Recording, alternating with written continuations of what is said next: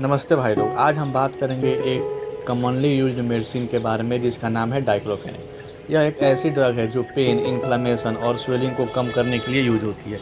This video is proudly sponsored by रामुक्ति माँ। देखिए, डाइक्लोफेनेक मेडिसिन हमेशा डॉक्टर की सलाह के साथ लेना चाहिए, क्योंकि डॉक्टर हमेशा पढ़ाई करते हैं और अभी भी पढ़ ही रहे होंगे। ठीक, अगर आपको ये एक्सप्लेनेशन पसंद आया तो लाइक करो और शेयर केवल अपने के साथ करो, क्योंकि दूसरों के साथ शेयर नहीं करना है। ठीक, क्योंकि उसको जानकारी नहीं देनी है। ठीक, और सब्सक्राइब करना है कि नहीं, ये आपके ऊपर है। ठीक, नेक्स्ट कौन सा मेडिसिन या हेल्थ केयर टर्म को कवर करें, कमेंट बॉक्स में बताओ।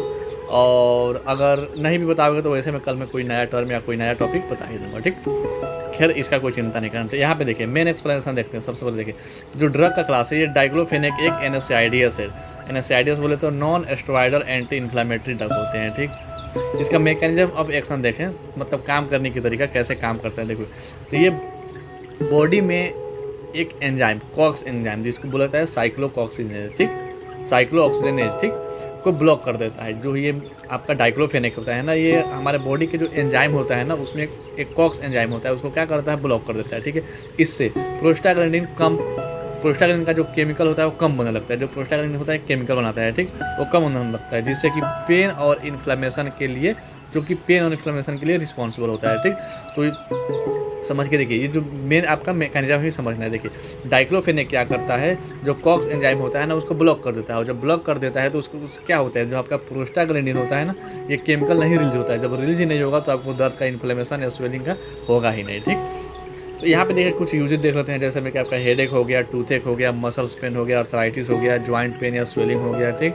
बैक पेन हो गया, पीरियड्स क्रैम्प हो गए, पोस्ट सर्जरी या इंजरी के बाद का जो पेन होता है उसमें भी दिया जाता है, उसमें भी रिलीफ करता है। ठीक, इसका कुछ डोजेज फॉर्म के बारे में बात करें। देखिए, तो ये जो टेबलेट होता है, ये जो डाइक्लोफेनेक होता है, ये टेबलेट फॉर्म में आता है, कैप्सूल फॉर्म में आता है, इंजेक्शन में आता है, जेल में आता है, स्प्रे में आ जाता है और आई ड्रॉप में भी आता है। ठीक, इसके कुछ साइड इफेक्ट भी होते हैं। ठीक, इसको देख लेते हैं। देखिए, हर मेडिसिन के फायदे के साथ साथ साइड इफेक्ट भी होता है। इस पृथ्वी पर आपको कोई भी चीज़ दिख रहा है, उसके फायदे के साथ साथ नुकसान भी होता है। ठीक, इसके नुकसान सबसे पहले हम यहाँ पे देखेंगे क्या साइड इफेक्ट होता है। देखिए, सबसे पहले तो होगा आपका स्टोमक इरिटेशन या गैस्ट्रिसाइटिस हो गया, ठीक, एसिडिटी हो गया, नोजिया हो गया।